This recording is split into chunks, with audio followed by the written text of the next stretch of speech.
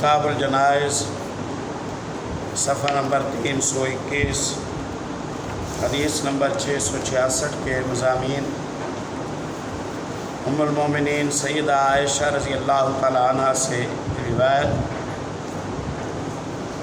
باب باندھا ہے محدث نے کہ اگرچہ غم کی وجہ سے آواز کے ساتھ رونا، گریبان پھاڑنا، چہرے کو پیٹنا، سر پر مٹی ڈالنا، اپنے لیے ہلاکت اور بربادی کی دعائیں کرنے لگ جانا، یہ دور جاہلیت کی غم کی ناجائز صورتیں ہیں، یہ جائز نہیں ہیں، ان سے اجتناب کیا جائے۔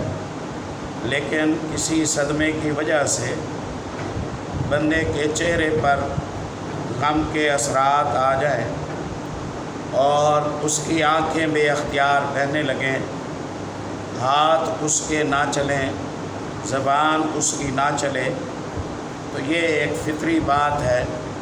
انسان جو صدمات ہیں ان سے متاثر ہوتا ہے اور ان صدمات کی وجہ سے اس کے چہرے پر غم کے اثرات نظر آنا یہ انشاءاللہ گناہ کی بات نہیں ہے۔ اگلے باب میں محدث نے اس سے اعلیٰ درجے کا تذکرہ کیا ہے کہ آپ حالت غم میں ہوں، حالت صدمہ میں ہوں، پھر بھی آپ اپنے تیوروں، اپنے چہرے، اپنی شکن پر کوئی اثرات غم نہ آنے دیں، تو یہ بڑی عظمت کی بات ہے۔ یعنی محسوس بھی نہ ہو کہ آپ ٹوٹے ہوئے ہیں، آپ صدمے میں ہیں، آپ غمگین ہیں، یہ تو اور اعلیٰ درجے کی بات ہے۔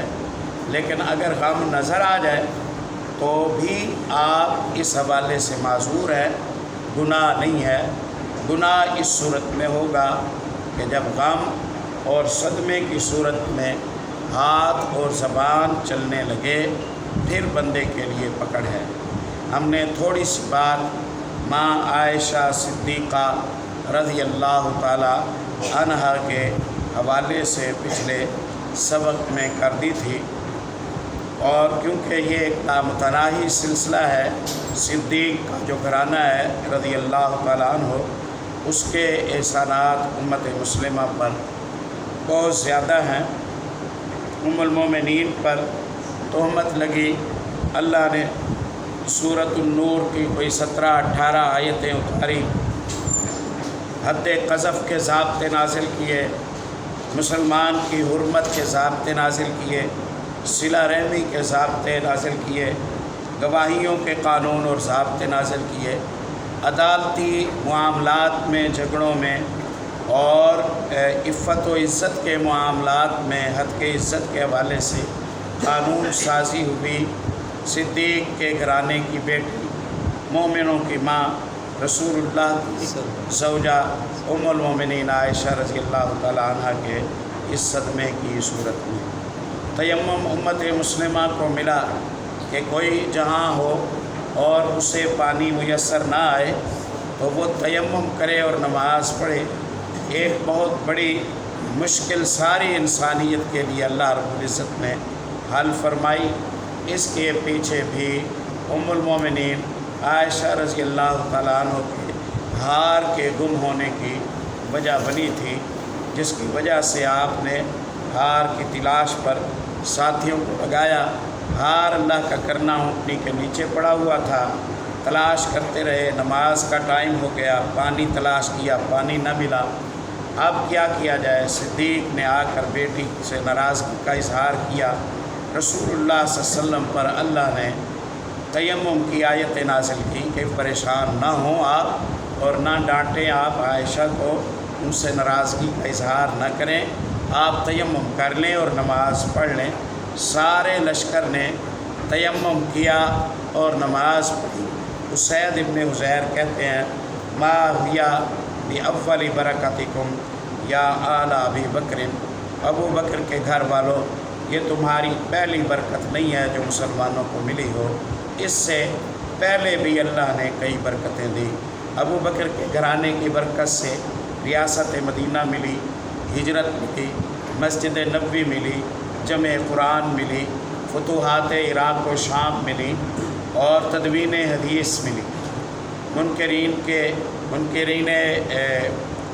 مدعیان نبوت مرتدین اور باغیوں کا خاتمہ ہوا۔ اللہ رب العزت نے سلطنت اسلامیہ میں وسعت دی۔ نبی صلی اللہ علیہ وسلم کی پیشن گوئیوں کی تکمیل ہوئی۔ آپ کی سچائی کی جو نشانیاں اللہ نے بطور معجزات نازل کی تھی وہ صدیق کے ہاتھ پر پوری ہوئی۔ آپ کے وعدے صدیق کے ہاتھ پر پورے ہوئے، آپ کے معاہدے صدیق کے ہاتھ پر پورے ہوئے، آپ صلی اللہ علیہ وسلم کی امانات صدیق کے ہاتھ پر ادا کی گئیں۔ تو گویا صدیق مشن نبوی کو مکمل کرنے کا سبب بنے۔ سارا گھرانہ ہی مبارک ہے، اس گھرانے کے متعلق بات کسی ایک مجلس میں مکمل نہیں ہوتی۔ لما جان نبی صلی اللہ علیہ وسلم قتل ابن حارثہ و جعفر و ابن رواحہ جلس یعرف فیہ الحسن۔ رسول اللہ صلی اللہ علیہ وسلم کو اطلاع ملی کہ ابن حارثہ شہید ہو گئے ہیں، جعفر شہید ہو گئے ہیں، ابن رواحہ شہید ہو گئے ہیں۔ آپ بیٹھے ہوئے ہیں اور چہرہ مبارک پر غم نظر آ رہا ہے۔ واقعہ کا سیاق و سباق یہ ہے، حدیبیہ کی صلح ہوئی، یہ طے ہوا 10 سال تک مشرک مسلمانوں سے مطمئن رہے، مسلمان ان پر حملہ نہیں کریں گے، مسلمان مشرکوں سے مطمئن رہیں، مکے کے مشرک مسلمانوں پر حملہ نہیں کریں گے۔ ٹائم مل گیا، اس ٹائم سے کیا فائدہ اٹھایا جائے۔ ابو سفیان جو اس وقت مسلمان نہیں تھے، وہ اپنی تجارت کو استحکام دینے کے لیے وہ فلسطین کی طرف اپنا تجارتی قافلہ 30 بندوں کا لے کر گئے کہ چلو جنگ سے جان چھوٹی ہے تو ہم کچھ مالی بہتری کے اسباب پیدا کر لیں۔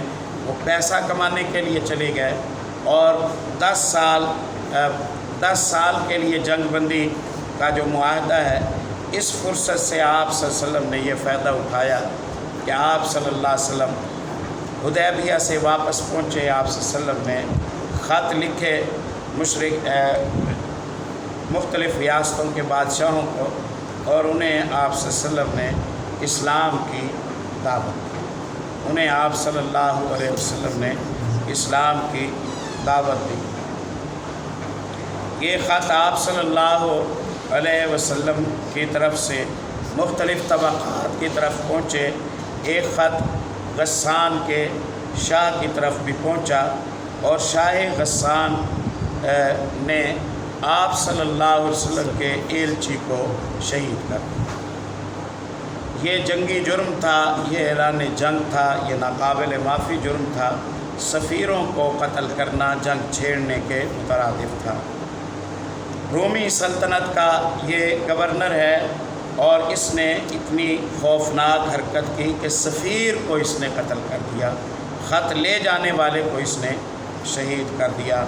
آپ صلی اللہ علیہ وسلم کو جب اطلاع ملی تو آپ صلی اللہ علیہ وسلم کو اس پر بڑا صدمہ ہوا اور آپ صلی اللہ علیہ وسلم نے اسے سبق سکھانے کے لیے آپ صلی اللہ علیہ وسلم نے لشکر جرار کو 3000 کے لشکر جرار کو روانہ فرمایا۔ امیر سیدنا زید ابن حارثہ رضی اللہ تعالیٰ عنہ کو بنایا اور آپ صلی اللہ علیہ وسلم نے انہیں حکم دیا کہ جہاں میرے ساتھی کی شہادت ہوئی ہے، غالباً عمیر ان کا نام تھا، وہیں اسی مقام پر اللہ سے مدد مانگ کر دشمن کے خلاف جنگ لڑنا۔ حالانکہ یہ موقع اس قدر حساس تھا کہ کسی بھی انداز سے اس موقع پر رومیوں کے ساتھ جنگ میں ہاتھ ڈالنا بظاہر قرین قیاس نظر نہیں آتا تھا، لیکن حکموں کو بس مانا جاتا ہے کیونکہ طاقت کا کوئی بیلنس نہیں ہے۔ ادھر یہودیوں کی سازشیں مسلسل ہیں اور آپ اسے اچھی طرح سمجھ رہے ہیں۔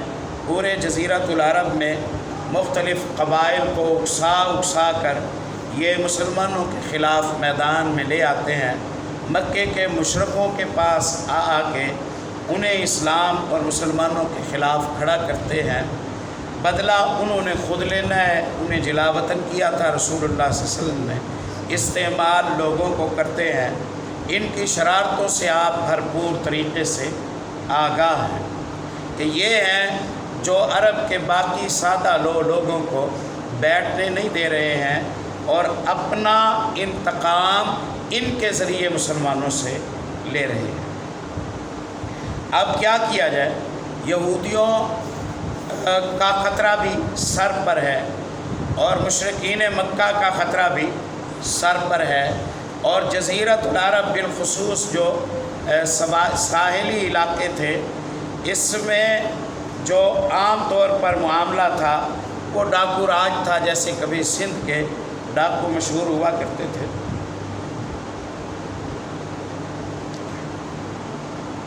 ذریعہ معاشی ان کا ڈکیٹیاں کرنا تھا، قافلوں کو لوٹ لیتے تھے۔ اب ایسے حالات میں ایک دور کی بہت بڑی طاقت، جس کے مقابلے میں آپ 1000 میں سے بھی ایک کی طاقت نہیں رکھتے، کی طاقت نہیں رکھتے، آپ کی قوت دنیاوی حساب سے ان کے مقابلے میں وہ کسی گنتی میں ہی نہیں آتی، ان کی کسی ایک بستی کے گورنر کی جو سپاہ ہے اس سے بھی چھوٹی سپاہ تھی مدینے کی، اور اس ایک ملک میں درجنوں ریاستیں اور درجنوں ممالک تھے جو سب کے سب شاہ روم کو خراج دیا کرتے تھے۔ اس کا جو سلطنت کی وسعت تھی وہ اس قدر زیادہ تھی۔ اب سلطنت روم کو سفیر کے ایک شخص کے قتل کی وجہ سے اس بھیڑ میں ہاتھ ڈالنا اور جنگ میں اپنے آپ کو جھونک دینا اور ان کے خلاف لڑائی کے لیے آمادہ ہو جانا، یہ بظاہر ایسی صورت تھی کہ جس کی صورت میں بچنے کا کوئی تصور میں بھی اندازہ نہیں کر سکتا تھا کہ یہ لوگ بچ جائیں گے۔ رومیوں کے ساتھ پنجہ آزمائی کر کے سوال ہی پیدا نہیں ہوتا، بظاہر یوں لگتا تھا۔ لیکن کیا کیا جائے؟ ایک طرف سلطنت مدینہ ہے، ریاست اور اس کے مفادات ہیں، اور جانوں کا بڑا نقصان ہو سکتا ہے، رومیوں کے خلاف جنگ کا لامتناہی سلسلہ چل سکتا ہے۔ دوسری طرف محمد گرامی صلی اللہ علیہ وسلم کے ایک صحابی کے خون کا بدلہ ہے۔ اللہ کو اصحاب محمد رسول اللہ صلی اللہ علیہ وسلم کتنے اچھے لگتے ہیں کہ ایک صحابی کے خون کو اللہ نے پوری رومی سلطنت کی اینٹ سے اینٹ بجانے کا ذریعہ، ایک صحابی کے خون کو اللہ نے اتنا مبارک کیا۔ جنگ معطا اسی کے لیے ہوئی، جنگ تبوک اسی کے لیے ہوئی، چاہے روم کے خلاف رسول اللہ صلی اللہ علیہ وسلم نے آخری لشکر اسامہ بن زید رضی اللہ عنہ کی قیادت میں اسی ایک صحابی کے خون کے بدلے کے لیے آپ صلی اللہ علیہ وسلم، ہم نہیں جانتے تم نے ہمارا نقصان بہت بڑا کر دیا ہے، اس لیے اس کے لیے تمہاری ساری ریاست کا، تمہاری ساری مملکت کا، تمہاری صدیوں سے قائم بادشاہت کا پاسا پلٹ دیا جائے اور ان کے تخت کو الٹا دیا جائے تو بھی بدلہ پورا نہیں ہوگا۔ تم نے یہ کیا کیا؟ محمد گرامی صلی اللہ علیہ وسلم کے ایک ساتھی کا خون کر، ایک ساتھی کا خون۔ سیدنا عثمان ابن عفان رضی اللہ داماد رسول تھے، ذوالنورین تھے، اللہ کی مخلوق میں اکیلا ایک بندہ جس کا کوئی ثانی، جو اکیلے ایک نبی کا دوہرا داماد ہو وہ سیدنا عثمان ابن عفان ہے۔ اولاد آدم میں عثمان کا اس منصب میں کوئی ثانی نہیں رضی اللہ تعالیٰ عنہ۔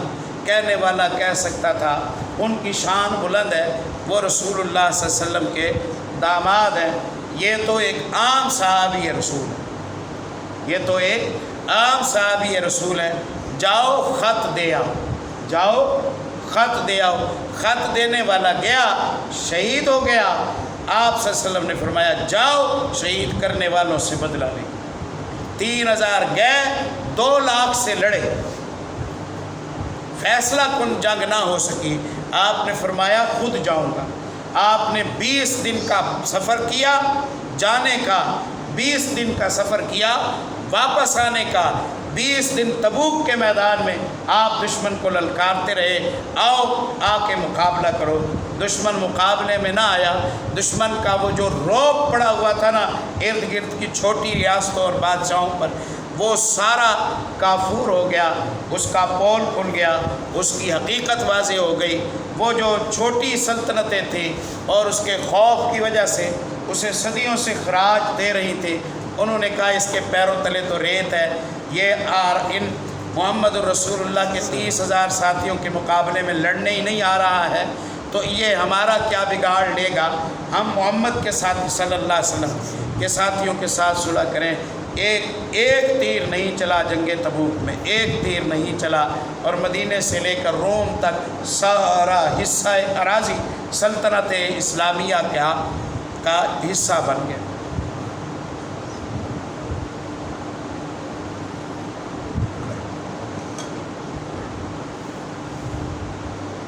آپ نے بھیجا رومیوں کے خلاف لڑنے کے لیے سیدنا زید ابن حارثہ کو امیر بنایا۔ آپ کی دانائیوں پر قربان جائیں، آپ کی غیرت مندیوں پر قربان جائیں، آپ کی عظمتوں پر قربان جائیں۔ اس لشکر کا امیر صدیق کو بنایا جا سکتا تھا، فاروق کو بنایا جا سکتا تھا، خالد ابن ولید اللہ کی تلواروں میں سے ایک تلوار مسلمان ہو چکے ہیں، انہیں بنایا جا سکتا تھا، عمرو ابن عاص جو بعد میں فاتح مصر بنے انہیں بنایا جا سکتا تھا۔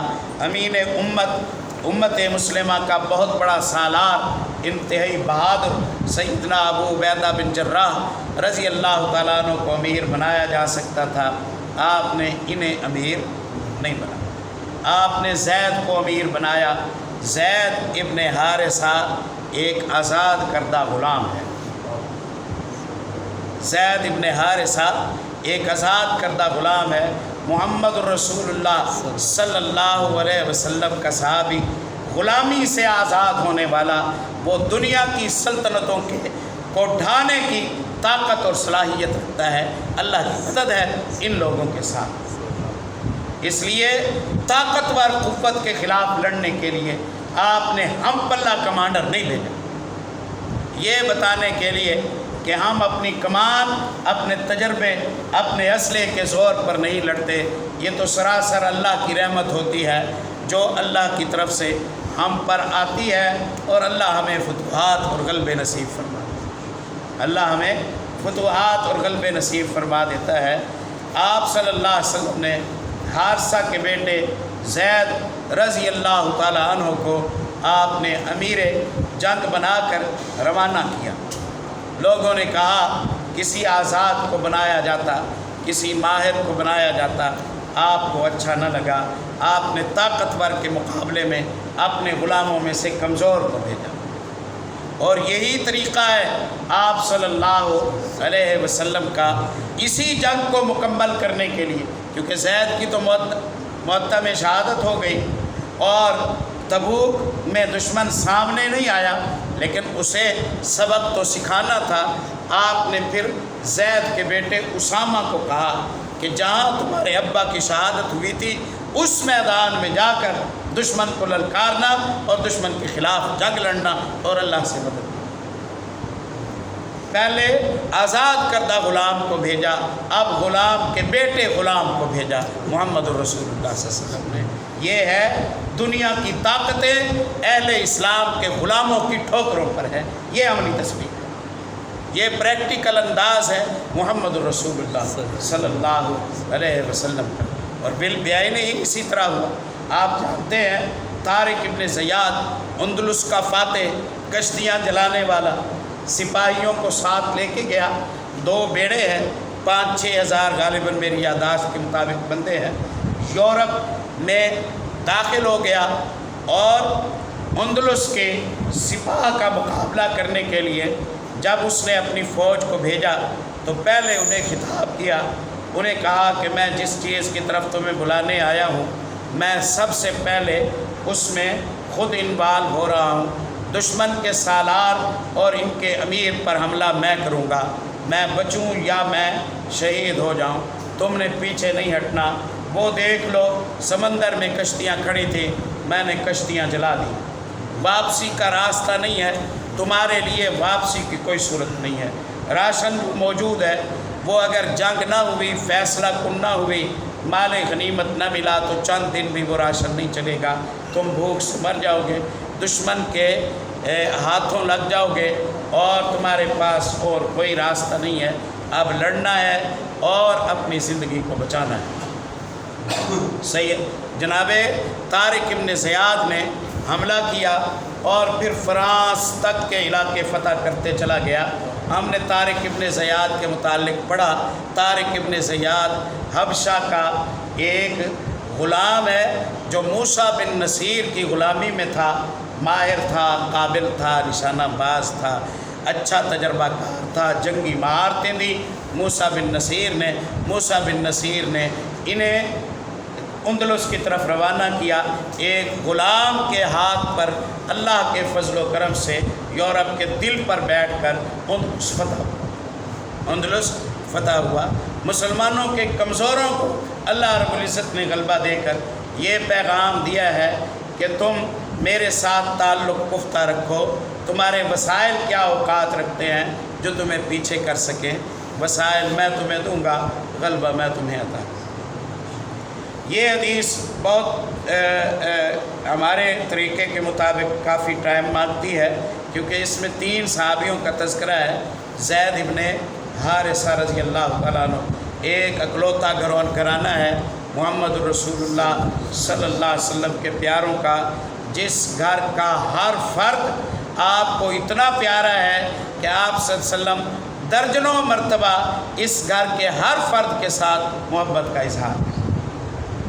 سیدنا حسن رضی اللہ عنہ کہتے ہیں یہاں مجھے بٹھاتے رسول اللہ صلی اللہ علیہ وسلم، یہاں اسامہ کو بٹھاتے آپ صلی اللہ علیہ وسلم، دونوں کو قریب کرتے آپ صلی اللہ علیہ وسلم، پیار کرتے اور اللہ سے دعا کرتے، اللہم انی احبہما فاحبہما، اللہ یہ بھی مجھے پیارا ہے، یہ بھی مجھے پیارا ہے، اے اللہ تو ان دونوں سے محبت فرما، اے اللہ تو ان دونوں سے محبت فرما۔ یہ اسامہ ہے اور جو زید ہے، زید رضی اللہ تعالیٰ عنہ حکیم ابن حزام کے غلام تھے۔ یہ بنو زید ابن حارثہ رضی اللہ تعالیٰ عنہ اصل میں غلاموں میں سے نہیں تھے، لیکن دشمن نے ان کے قبیلے پر حملہ کیا، یہ چھوٹے بچے تھے، انہیں گرفتار کر کے منڈی میں بھیج دیا۔ سیدنا حکیم ابن حزام رضی اللہ تعالیٰ عنہ جو ام المومنین عائشہ رضی اللہ تعالیٰ عنہ کے خالہ زاد ہے، انہوں نے زید کو خریدا، ان سے زید رضی اللہ تعالیٰ عنہ کو ام المومنین سیدہ خدیجۃ الکبریٰ رضی اللہ تعالیٰ عنہ نے خریدا، اور خدیجۃ الکبریٰ رضی اللہ تعالیٰ عنہ نے زید ابن حارثہ محمد الرسول اللہ صلی اللہ علیہ وسلم کی خدمت میں لگا دیے۔ بچے نے پرورش پائی خدیجہ کی گود میں، محمد الرسول اللہ صلی اللہ علیہ وسلم کی زیر تربیت نکھر آیا۔ سبحان اللہ، پچھلے تلاش میں تھے، ہمارا بچہ، سن گن لگی، پتہ چلا کہ تمہارا بچہ مکے میں ایک شریف النفس انسان محمد الرسول اللہ صلی اللہ علیہ وسلم کی غلامی میں ہے، وہاں جاؤ، جا کے بات کرو۔ زید کا چچا، زید کا والد پیسے اکٹھے کرتے ہیں، مکے میں آتے ہیں، محمد گرامی صلی اللہ علیہ وسلم کا پوچھتے ہیں، آپ صلی اللہ علیہ وسلم سے ملتے ہیں۔ کہا ہمارا بیٹا زید آپ کی غلامی میں ہے، ہم تلاش کرتے کرتے آئے ہیں، آپ برائے مہربانی جو منہ مانگی قیمت لینا چاہتے ہیں وہ لے لیں، ہمارے بچے کو ہمارے سپرد کر دیں، اس کی ماں اداس، اس کے لیے ہم اداس ہیں۔ آپ نے فرمایا چلو ٹھیک ہے، زید کو بلایا، زید آ گئے، آپ نے فرمایا زید ان دونوں کو پہچانتے ہو؟ کہا ہاں پہچانتا ہوں۔ کون ہیں؟ یہ میرے ابا جی ہیں، وہ میرے چچا جان ہیں۔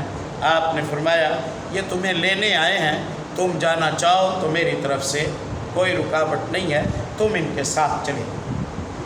زید محمد الرسول اللہ صلی اللہ علیہ وسلم سے چمٹ گئے اور کہا کہ میں آپ کے ساتھ خوش ہوں، میں ان کے ساتھ نہیں جانا چاہتا۔ والد اور چچا مطمئن ہو گئے کہ ہمارا بچہ خوش ہے، وہ چھوڑ کر چلے گئے۔ محمد الرسول اللہ صلی اللہ علیہ وسلم اس وابستگی اور اس محبت سے متاثر ہوئے۔ آپ صلی اللہ علیہ وسلم عربوں کے دستور کے مطابق مکے کے حرم میں آئے، حتیم میں کھڑے ہوئے، آپ نے قریش کے لوگوں کو جمع کیا، سب لوگ آ گئے۔ آپ نے فرمایا لوگوں سنو، میں نے زید کو اپنا بیٹا بنا لیا ہے، اب سے اسے زید ابن حارثہ کہنے کی بجائے اسے زید ابن محمد کہا کرو، زید ابن محمد کہا کرو صلی اللہ علیہ وسلم۔ بڑا عرصہ تک زید ابن محمد کہلاتے رہے۔ پھر صورت احزاب نازل ہوئی، اس میں اللہ رب العزت نے ارشاد فرمایا ادعوہم لآبائہم، منہ بولے بیٹوں کے اصل والد ہیں جو، ان کی طرف انہیں منسوب کرو۔ وَإِن لَّمْ تَعْلَمُوا آبَاءَهُمْ فَإِخْوَانُكُمْ فِي الدِّينِ وَمَوَالِيكُمْ، اور تمہیں اصل والد کا پتہ نہ ہو تو تمہاری یہ زیر کفالت تو ہیں، تمہارے مولا ہیں، بیٹا تمہارا وہ ہے۔ ان امہاتہم الا اللہ ولدنہم، ان کی مائیں وہی ہیں جن کے بطن سے انہوں نے جنم لیا ہے۔ منہ بولا بیٹا اپنے سرپرست کی طرف منسوب اولاد کے طور پر نہیں ہوگا۔ اللہ نے زید کے بارے میں قرآن کی آیتیں اتاری، اس وقت تک آپ صلی اللہ علیہ وسلم اس وقت سے پہلے یہ زید ابن محمد کہلایا کرتے تھے۔ سفر میں ساتھ، حضر میں ساتھ، ہر معاملے میں آپ صلی اللہ علیہ وسلم کے ساتھ ہوا کرتے تھے۔ آپ صلی اللہ علیہ وسلم نے اپنی باندی اس گھرانے کی ام ایمن سے زید رضی اللہ تعالیٰ عنہ کا نکاح بھی کرایا، اور زید سے بیٹا جو اسامہ ہے وہ ام ایمن سے، زید سے بیٹا جو اسامہ ہے وہ ام ایمن سے ہوا۔ تفصیل مورخین نے تفصیل کے ساتھ شاید بیان کی ہے، لیکن میری ترتیب میں، میری یادداشت میں نہیں ہے۔ بہرحال زید ابن حارثہ وہ مقام رکھتے ہیں۔ طائف کے سفر میں محمد الرسول اللہ صلی اللہ علیہ وسلم کے ساتھ یہی ایک بندہ تھا جو آپ صلی اللہ علیہ وسلم کے ساتھ جاتے ہوئے آتے ہوئے آپ صلی اللہ علیہ وسلم کے ساتھ ہیں۔ زید ابن حارثہ رضی اللہ تعالیٰ عنہ کے لیے آپ صلی اللہ علیہ وسلم نے اپنی پھوپھی صفیہ رضی اللہ تعالیٰ عنہ کے گھر رشتہ بھیجا۔ اپنی پھوپھی ذات زینب رضی اللہ تعالیٰ عنہ کا رشتہ مانگا آپ صلی اللہ علیہ وسلم نے، اور گھر والے تردد کا شکار یہ سوچنے لگے، کیونکہ زید اور زینب میں کوئی کسی قسم کا توافق نہیں بنتا تھا، شکل میں، صورت میں، خاندان میں، پیسے میں، حیثیت میں، مال منال میں۔ وہ حسین و جمیل تھی، آزاد تھی، شرفائے مکہ میں سے ہیں اور معززین میں سے ہیں، صاحب مال ہیں، اور یہ غلام، آزاد کردہ غلام، اور ان کے پاس مال و دولت کی کوئی حیثیت نہیں ہے۔ تو گھر کے افراد سوچنے لگے کہ پیغام نکاح بھیجا ہے رسول اللہ صلی اللہ علیہ وسلم نے، ہاں کریں تو کیسے کریں، رشتے کا جوڑ نہیں ہے، نہ کریں تو کیسے کریں، مانگنے والے رسول اللہ صلی اللہ علیہ وسلم ہیں۔ انہوں نے ابھی جواب نہیں دیا تھا، اللہ نے آیت اتاری، یہ زید کا رشتہ اللہ کے حکم پر محمد رسول اللہ نے مانگا ہے، مانگا نہیں ہے، بتایا ہے کہ یہ اللہ کا فیصلہ ہے کہ زینب کا نکاح زید سے کیا جائے۔ ما کان لمؤمن ولا مؤمنۃ اذا قضى اللہ ورسولہ امرا ان یکون لهم الخیارۃ من امرہم۔ مومن مردوں اور عورتوں کو یہ بھلا مرضی اور چناؤ کب ملا کہ وہ اپنی مرضی بتانے لگیں کہ ہم چاہتے ہیں یا نہیں چاہتے۔ تم چاہو یا نہ چاہو، رب کا فیصلہ ہے زید کے ساتھ زینب کا نکاح ہوگا۔ یہ آیت نازل ہوئی، زید کے ساتھ زینب رضی اللہ تعالی عنہ کا نکاح ہو گیا، شادی ہو گئی، لیکن کیونکہ جوڑ کے معاملے میں مشکل تھی اس لیے ان بن ہوتی رہی۔ آخر زید رضی اللہ تعالیٰ عنہ نے زینب رضی اللہ عنہ کو طلاق دی۔ یہاں سے بات شروع کریں گے، میں بھول جاؤں تو اگلی کلاس میں آپ مجھے یاد دلائیں گے انشاءاللہ، اور یہاں سے انشاءاللہ کافی ساری بات ہے وہ ہو جائے گی۔